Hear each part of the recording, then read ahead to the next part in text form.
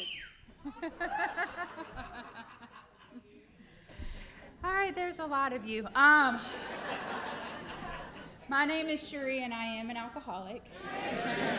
I'm very nervous, but I've done what about 15 people have told me to do, and I have showed up, I have suited up, and I'm very prayed up. So any words that come out of my mouth, that's God. That's not me telling my story, okay? So he's to blame. But but in this story, I hope to accomplish a couple of things. One, of course, I want to qualify myself for being in the position I am today. But most importantly, I want to qualify myself for being an active member of Alcoholics Anonymous and be able to show you what this program can really do. And I say active member because, I in early recovery, I got blessed, to go to a sober living house that I got to go to. I did not want to go at all, and I gave it 3 days. And those 3 days turned into like a month, and that month turned into a few more months, and 14 months later, they were asking me whether I was ready to go or not, right? But I'm so grateful for that because they trained my feet. I hear this in a speaker, and I'm going to quote him a couple times tonight. His name's Ralph White, and one thing he always says is train your feet. And I know what that means, and if you don't know what that means, you should know what it means, right? The house I lived in made sure to instill in me the three sides of the triangle: unity, recovery, and service, right? And if it wasn't for that, I don't think I would be standing where I am today. It forced me to get a home group. I didn't know what that was. It forced me to get a service position. I didn't know what that was. I thought PICPC sounded like PIMP, and I took it. Okay? And that was my first service position for about 2 years. And I've rotated through many of them. I've gone into jails for 7 years until COVID told us we couldn't go in anymore, and I haven't been able. One of the best things I've ever done for my sobriety. The house I lived in taught me that. It taught me unity. The owner of the house would sit there and put the whole house on a 3-night curfew, maybe because a glass was sitting in the living room. But it wasn't about the glass. She was teaching us how to be there for each other, right? She taught us how to be a family, how to love, how to use the support that we have in this fellowship. She taught me how to use you as my fellowship, right? And then most importantly, she taught me the importance of working these steps. And I had to do the 10-step. I had to do all these things. So she trained me early. And I hope that kind of reflects through my story, right? But let me back up a moment and tell you how I got here. Hopefully it's briefly. Look, I was raised by an amazing family. My background, everything that I came from, is not the reason that I entered the rooms in Alcoholics Anonymous. It's not the way that I grew up. It's not any of those things. It's simply that I ran into a bunch of bad coping skills. I didn't want to feel life. I wanted to escape life. I wanted to do all of these things, same as every single person that sits in this room. And that's what got me here, is the disease of that alcoholism and my self-centeredness. It had nothing to do with how I grew up, though.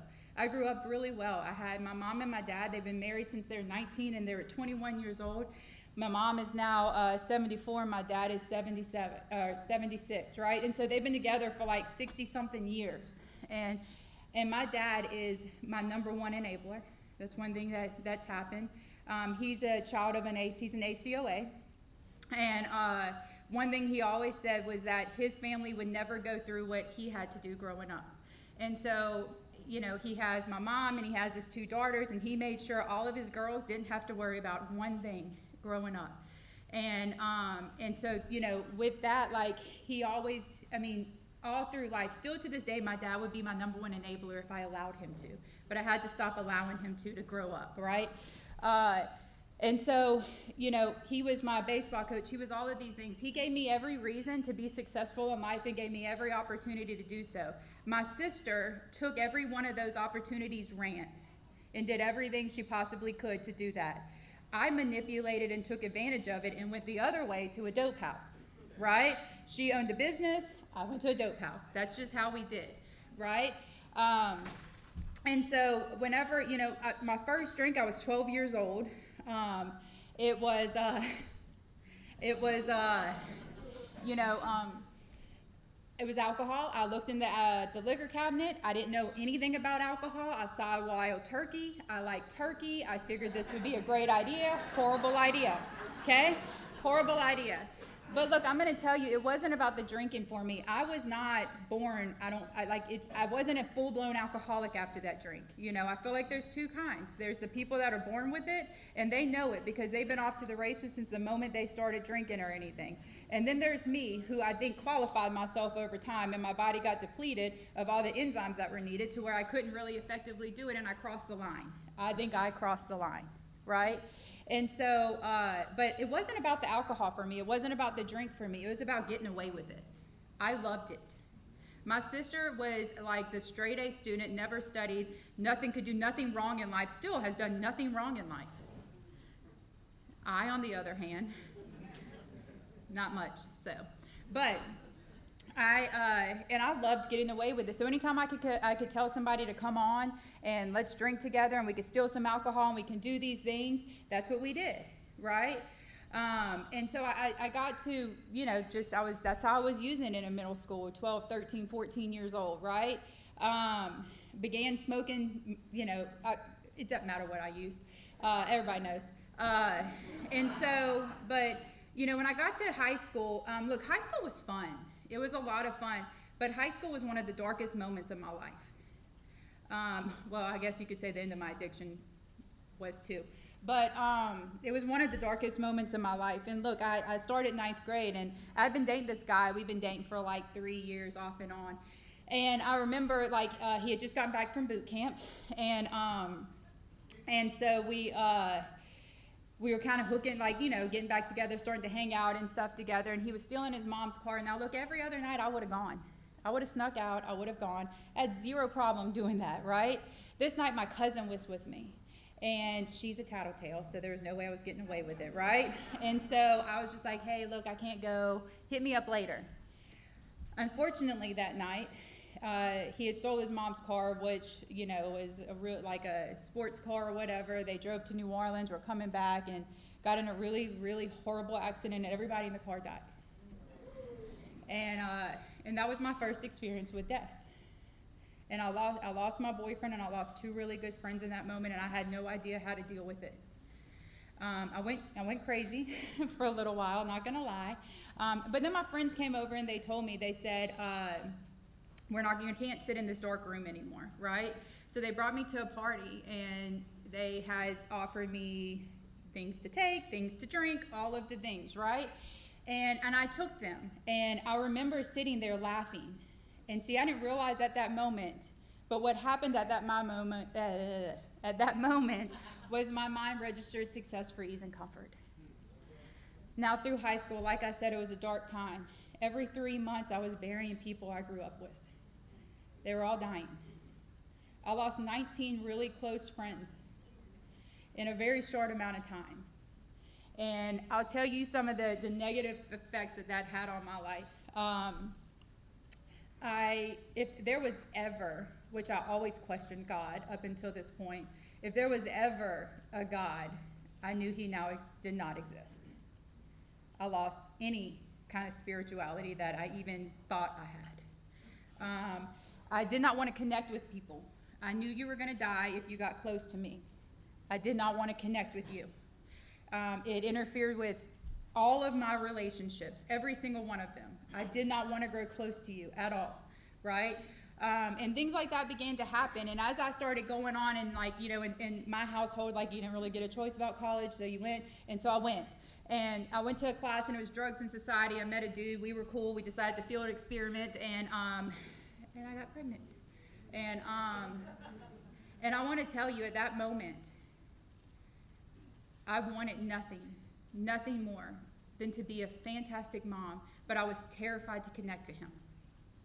And I hate saying it, but I was so scared because I thought that he was going to go too, right? I don't know why I'm getting emotional with this right now. Don't mind me. Just bringing up fears, you know. But I did. I was scared of that, right? And, you know, I I would love to say I was great during my pregnancy. I did not have a solution at that time, and so that's how that went. And when I had my son, I remember sitting in that hospital bed holding him, and I was promising him that I was stopping everything, and I just wanted to be a fantastic mom because that's all I wanted. He was just so innocent. And unfortunately, the first 8 years of his life, I was in active addiction. And I stopped crying. He didn't get the best of me. I didn't love him the way he deserved to be loved. As my disease progressed, my parents raised him. All of those things began to happen, right? He at times was scared of me, that's what happens. The more selfish I get, the more I hurt anybody that dares to love me. That's just how that went, right? And so as we went through, and I remember sitting there, and I don't have to go into every qualification, but you get the drift. I started stealing cars, started breaking into houses, started doing all the things, right? Everybody, we've all done things. There it is. I'm not proud of them. I used to think I was proud of them, though, because it gave me a false sense of pride. I knew I wasn't. Everybody was telling me, I got daily messages. You know how y'all get daily prayer messages, things like that? Well, I got daily messages telling me that I don't deserve the air I breathe, that I was a horrible mom, and all these things, right? And the person that did that had every right because she was helping raise my kid, and she was seeing him cry every day, wanting his mom. I don't blame her for being angry and resentment at me. But anyway, so I was getting all of this when none of that makes me proud. But if I went and got some money somehow and went and broke into your house and I stole your stuff and I went and pawned it, because I did all that in my name, I was an idiot. But anyway, and I went and did all of that and I got money, everybody liked me. Everybody wanted to be my friend. They told me, oh my God, you're like the best stealer ever, And I'm like, oh my God, I am, And I look back at those times and I just sit there and I'm like, how horrible that's what made me feel good. Me stealing from innocent kids, me stealing from innocent people that work so hard for all their stuff, but that's the only way I could feel good about me in those moments, because I did not feel good about me in other moments, right? And so eventually it got to a point to where my family kind of got together and they're like, here's the deal. You can go to treatment or you can go to jail. You pick. My mom worked for attorneys, so I knew it was legit. Knew it was all legit, right? They had written up papers to take my kid away from me. And I, of course, hurt them by not signing them. Because, of course, it's about me. How could you do this to me? It's not about my kid who needed my parents, right? I made everything about me. And so I took treatment, by the way, in case anybody wanted to know. I felt like that was the easier, softer way. And so I went to treatment. I 28 days at that. They had longer treatments. I chose 28 days, felt like that would be enough to get my family off. And I'm going to say, I did not go to treatment to get sober. I went to treatment so I didn't go to jail. Okay, my motivation was completely off. I learned a lot, but I didn't buy into it all in that moment. I'll be honest, right? I spent my days that's not important. But anyway, my parents put me in treatment the day before Thanksgiving, thinking I'd be there through Christmas, and I wasn't. And I ruined another Christmas, right? And so I sat there, and I got out of treatment in December, and of course 2 days later I told everybody, look, I had my discharge plans. Okay, I knew what I needed. I needed to go home and be a mom. All right, I hadn't been a mom. I wanted to go back to school. Man, I ain't been to school in forever. Why do I think that these things are going to happen? When I walked into treatment, I remember there was somebody, and he might be in this room, and so he asked me, he said, do you love your kids? And I was like, yes. And he's like, well, don't love me that way. And I was like, well, that I won't. But, I didn't get it, I didn't understand what he was trying to tell me. And what he was telling me was this: I sit here and tell you I love my kid, but I'm abandoning him. I sit here and tell you I love my kid, but I'm leaving him at school because I'm too busy getting high, and he has nobody picking him up from school. I say I love my kid, but I'm not making it to his functions to support him in the way that he deserves to be supported. How do I love my kid? That's not love. Now, look, I loved my kid as much as I could, but I was so sick. I couldn't love him the way he deserved to be loved, right? And so I got out of treatment. And I went home. I did my discharge plans, right? I didn't follow up with anything they told me. And in 2 days, I was right back at it. Except for I had my parents fooled because they thought that the treatment center saved my life. They thought it was as simple as going to 28 days and then that was it. I'd be cured. And I hate that for them, right? I do. Look, it got to a point in my family's house where my parents had to walk around with keys. Every different door had a key locked to it. That's how unsafe they felt in their house with me present. The house that they built, the security that they built, and I stole it all from them. I used to go in and out of house through a window because I didn't have the keys, right? And my son used to sit, and if you know my son, he loves his hair, okay? Loves his hair. And he used to sit in front of this windowsill that I used to go in and out of. And I would sit there, and it was time for me to go, right? And he would beg me. He'd beg me not to go. And I'd pick him up, and I'd kiss him on the forehead. I'd put him to the side, and I'd take off running so I didn't hear him cry, right? One of these times I got home, he had shaved all of his hair. He was so upset. And I still didn't see what I was doing to him, you know? It got to a point where I did, but I didn't, you know, like I was so selfish. I got to a point to where I was done. I was tired of hurting him. I was tired of hurting my family. I was tired of hurting everybody else. And I was in a very, very dark place in my head, right? I figured that life would be much better without me here. And so I got ready.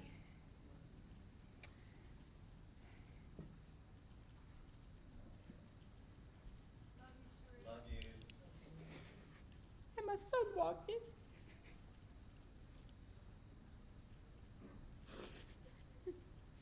Sorry. My son walked in and found me before I could do anything. And I sat there in that moment and thought that he would have found me.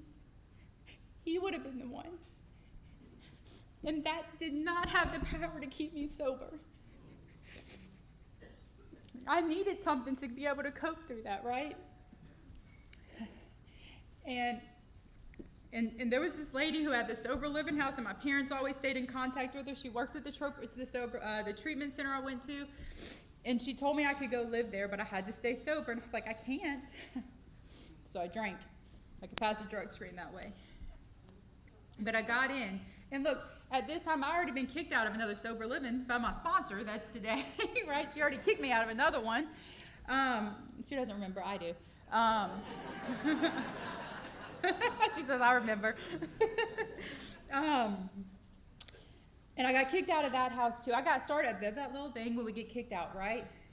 And on my last little time of being kicked out of sober living, I was in a horrible hotel room. I mean, you know, we're talking $20 a night hotel room. It was not very pretty. Didn't have really much going for it, and that's where I took step one, right there, right? I sat there, and that's where I took step one. Sorry. Let me go here. I remember sitting there, and the only reason I did was because my number one enabler had taken my kid, and they were camping and had zero service, and I had nobody to bail me out, right?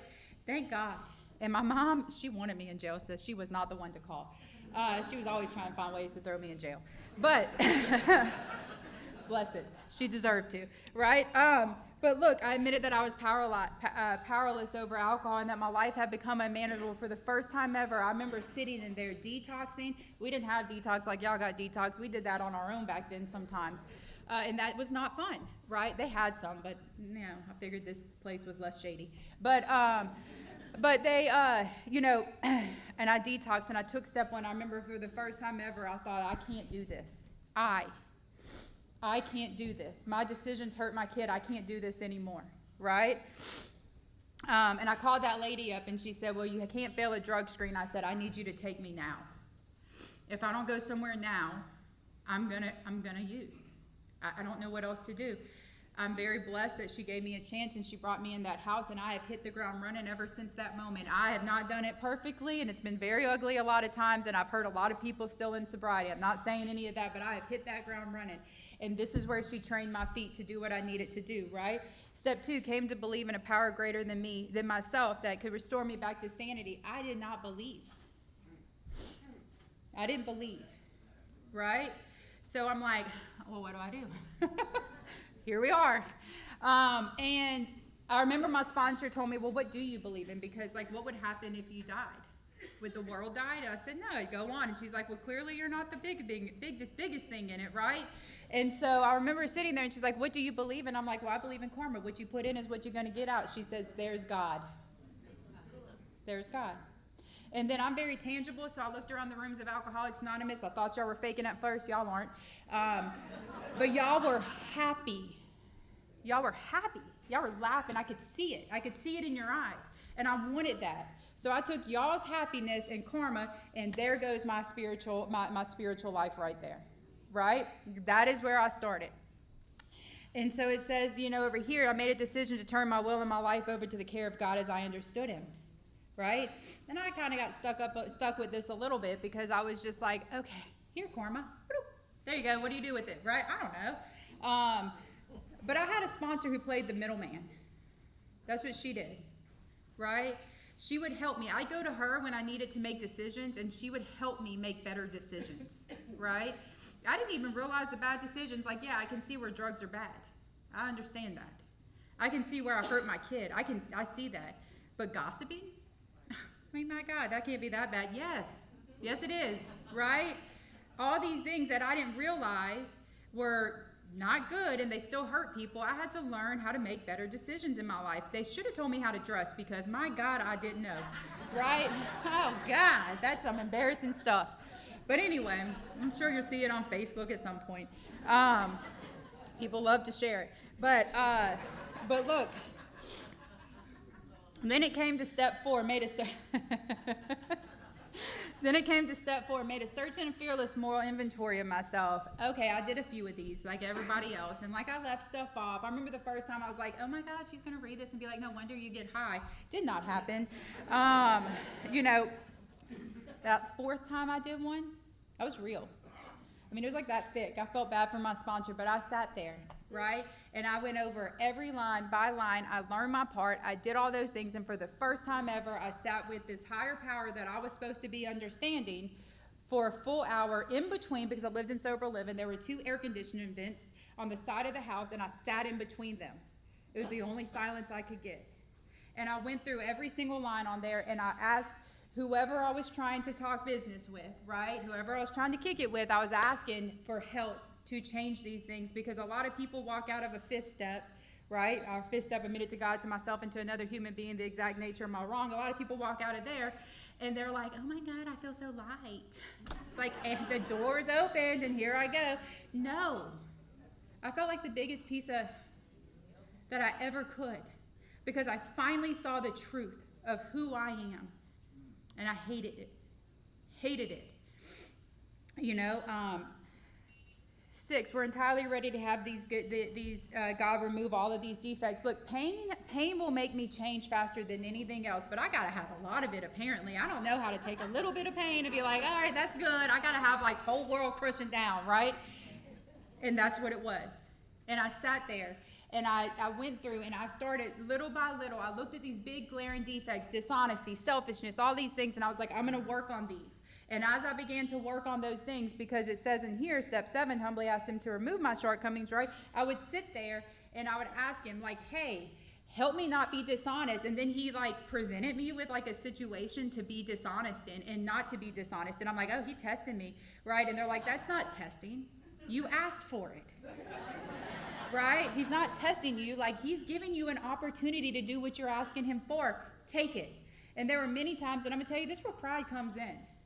I only want to make amends for some dumb shit about once, right? I don't want to keep calling people back. Like, I had to call my mom and tell her I lied to her because I wasn't going to wash my hair. I just wanted to watch a crime show on TV, and I told her I was washing my hair. Who knows why? I don't want to do that, right? I don't even know why I lied half the time, but I did. And I realized that making amends afterwards, because I had to make amends after each one my sponsor made me. And then it came to made a list of all the people I have harmed and became willing to make them all. Look, I hear people sit up here and they're like, we have a now list, we have this list, we have this list, right? And that's fantastic. I have one list. And the thing that God told me, and the thing that my sponsor said was this. It says, I make direct amends to such people wherever possible, except when to do so would harm them and injure them or others, right? Wherever possible, right? Not whenever. Whenever's me. That's when I want to do it. Wherever is God, right? I have a very, very big amends thing. Let me see where I am on time. I had a very big amends thing, right? I had this girl. She was my best friend, my ride or die forever. I mean, not forever. Like, I went this way and she stayed that way. But anyway, I owed her amends. I had stolen her car. I had done all kinds of stuff. I'd hurt this girl who had done nothing but love me, right? And I remember, like, she'd be an easy amends. Like, she always forgave me. She'd be an easy amends, right? And so I remember sitting there, and I kept trying to meet up with her for like a year, and it never worked out. After 14 months, I decided I was moving back home, right? And home meant my parents' house, because I did not want to rip my kid out of their house to experiment whether I can do this out of sober living. So I decided to move back in with them, save money, and get myself in a good position, and have my son live with me for the first time sober, right? And so that's what we did. But see, my parents, they still had that fully stocked bar. And they probably still had all the water in some of those bottles, because that's how little they drink, right? And my mind started going. Well, nobody would know. Nobody would know. I would know. I would go through this. So my mind started going in a place that maybe wasn't as favorable to me, where I wanted it to be. And this girl calls me up. She says, "You're back at your parents'?" I said, "I am. Can you come over?" And she says, "Yeah." Now, mind you, me and her, we're tomboys. All we did was play video games, talk, and that was it. Like, that's all we did. Right? We didn't cry together. We didn't emotionally connect. Remember, I didn't like to connect to people. We didn't do all of those things. We just hung out like that. She comes over and she's sitting down, and we go outside, and I'm like, here's my chance. And so I sit there and I start talking to her, and I'm making amends, right? And I look at her in her eyes, and my God, she started bawling, crying. And she told me, she said, "I was always there for you. Always." She gave me permission to tell this story a long time ago, so I keep it. She said, "I was always there for you. And the one time in my life I needed you, you couldn't even pick up the phone. We've been friends for 20 years, and you couldn't even pick up the phone, and I even told you what I needed you for." And she started bawling, crying. She was not in a great place in her life in that moment. Right?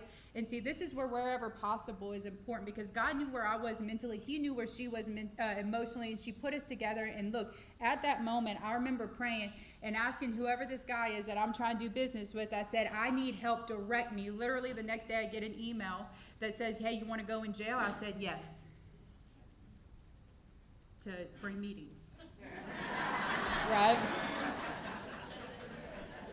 Put a fire under my program like anything else. I'm going to tell you, everybody says get into that's why they give that 18-month chip, right? They always say when you get to that year mark and do these things that it gets a little difficult, because we remove ourselves from the pain. Spice it up, change it up, do something different with your program, and get that fire going again, right?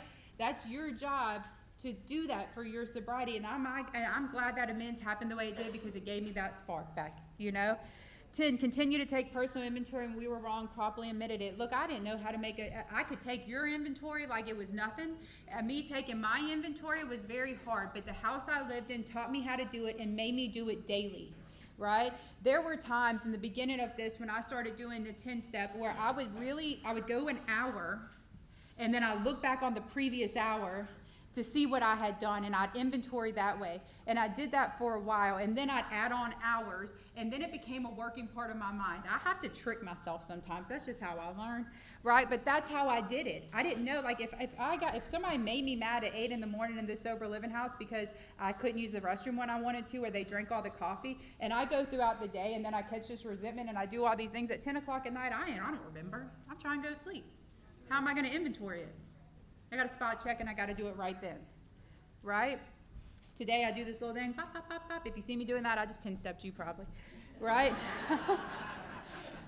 And I don't even do that often now that I think about it. I used to do that all the time, but now it just kind of runs through my head. I ask myself my questions. I make my amends. I do what I got to, because I'm going to tell you, life is way better. You looking for that permanent freedom. You looking for that permanent solution. Do your 10-step, okay? Because I'm going to tell you, I don't carry over all that emotional stuff. I try my best. I'm human. I make mistakes, right?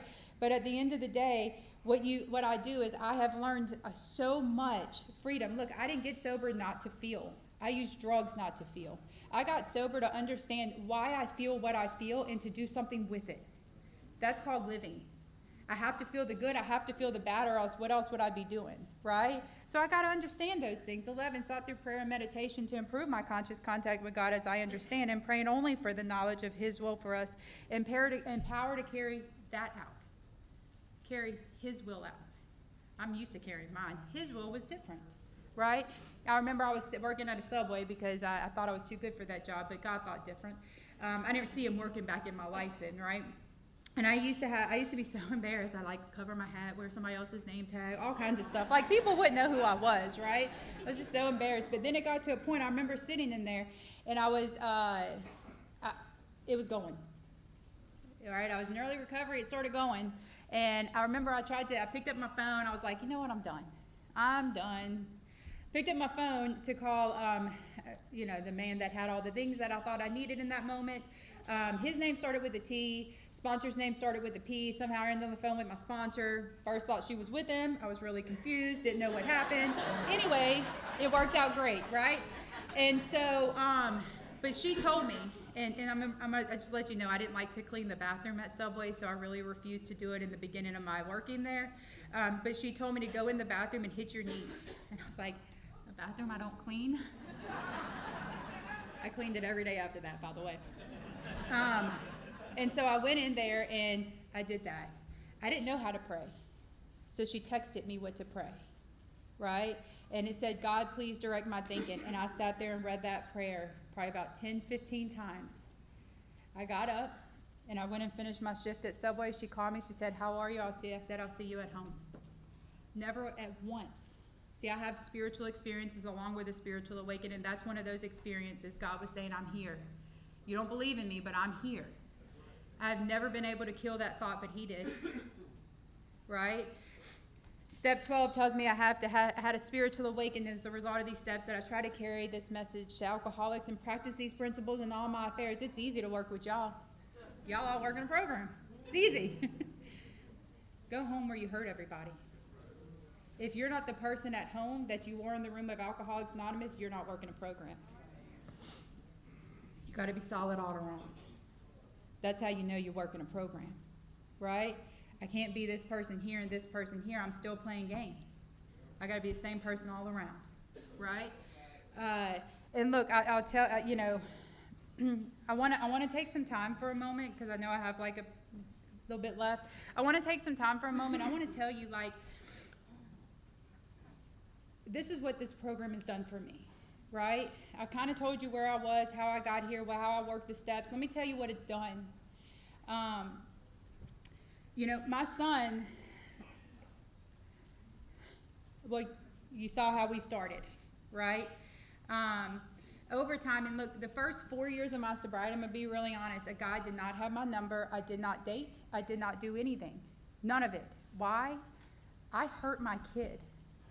And he deserved every moment of me trying to get better. And if I distracted myself, and look, everybody's story is different. I ain't judging. Do you. This is my story, right? Do you. I didn't feel right trying to build a relationship with somebody when my relationship with my kid and my family was not right. My son deserved this. And so until I had that worked out, I wasn't going to entertain anything, right? I had limited amount of time in this sober living house, and even though in the beginning but I had limited amount of time, and I needed to get everything I possibly could. I'm not saying I wasn't lonely, and I'm not saying I didn't have many nights crying, But those are moments that I sat there and talked to whoever this God was I was supposed to be talking to and allowed him to fill some of those lonely moments for me. And my God, I can't even tell you what that's done for me. He filled holes in me that I tried to fill with all these other substances, right? In the beginning, I thought sobriety was me sitting there and like if I got really bad off in a drug, like stopping that drug, well, I'm sober.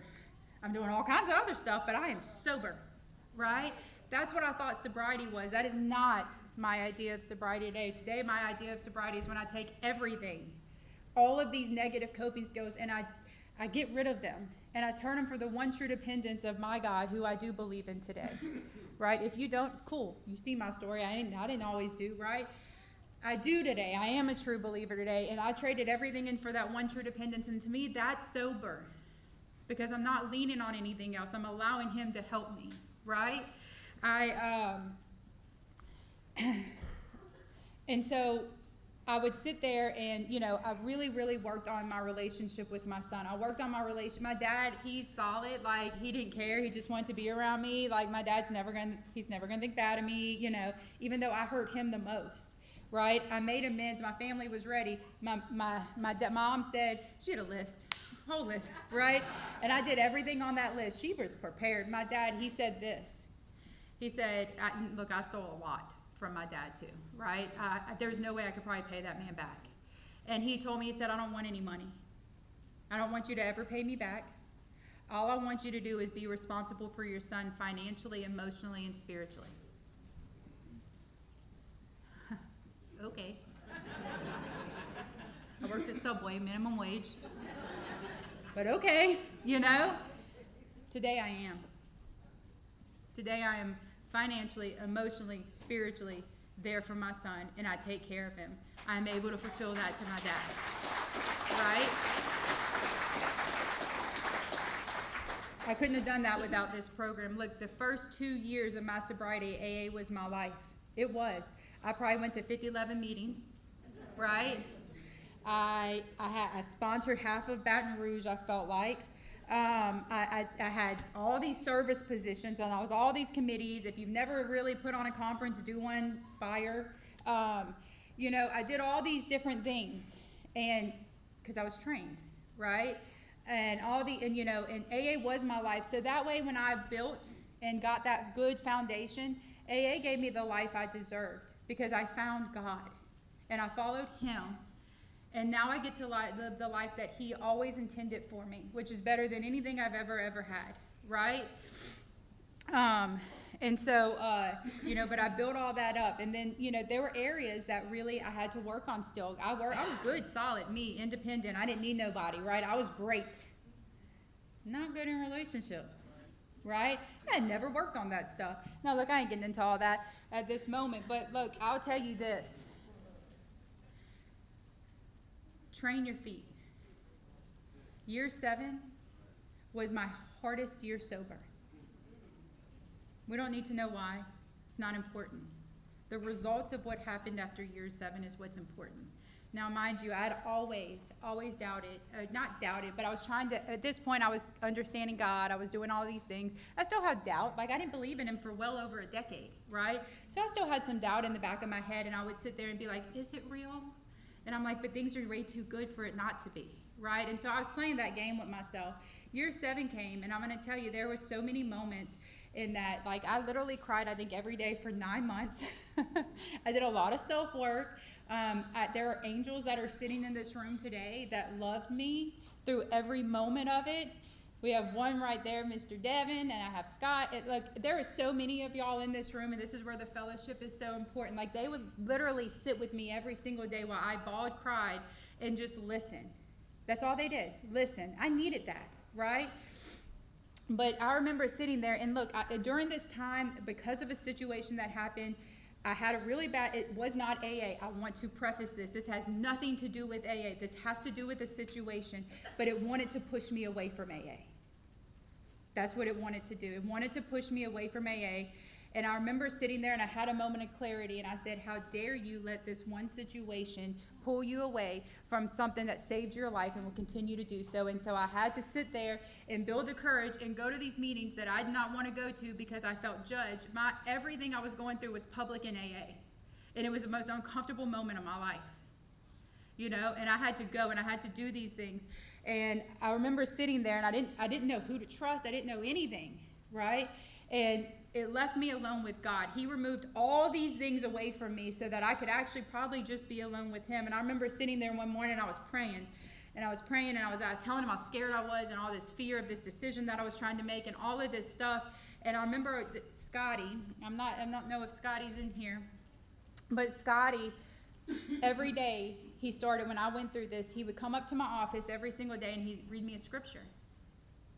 And I am not joking when I say this. I would sit there and talk to God vulnerable at like 4 a.m. because I couldn't sleep. And whenever he came and read that scripture, like if I was talking about fear, that scripture was like, do not fear. I knew God was there. I've never doubted God since year 7. Never.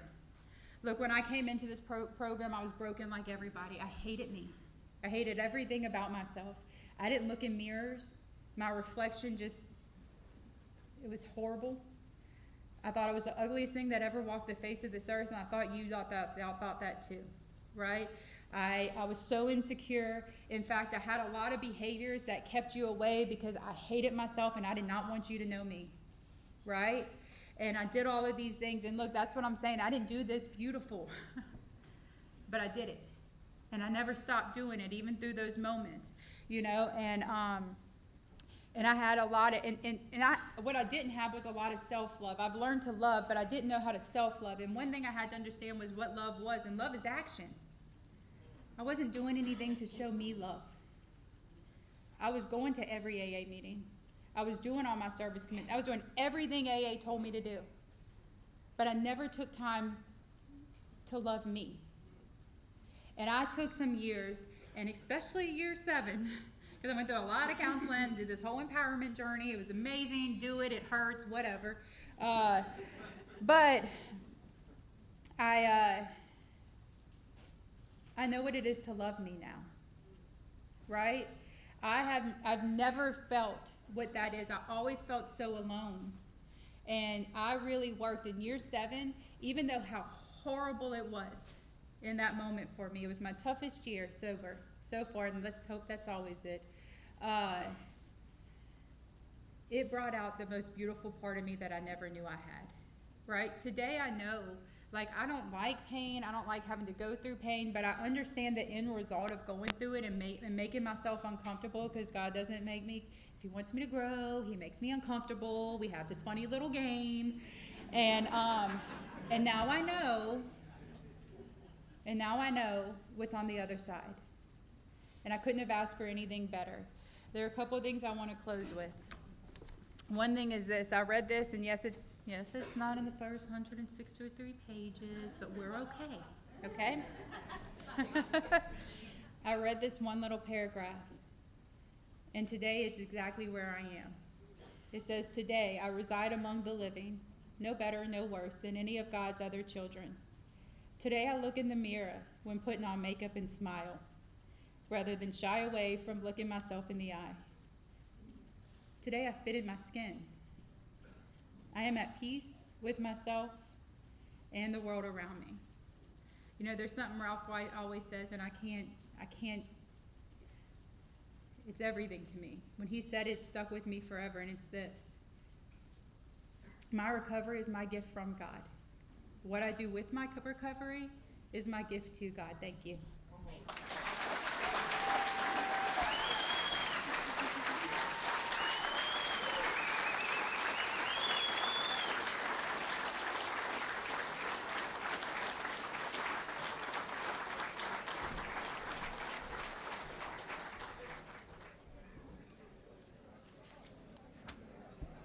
All right, let's give Cherie another round of applause. That was great.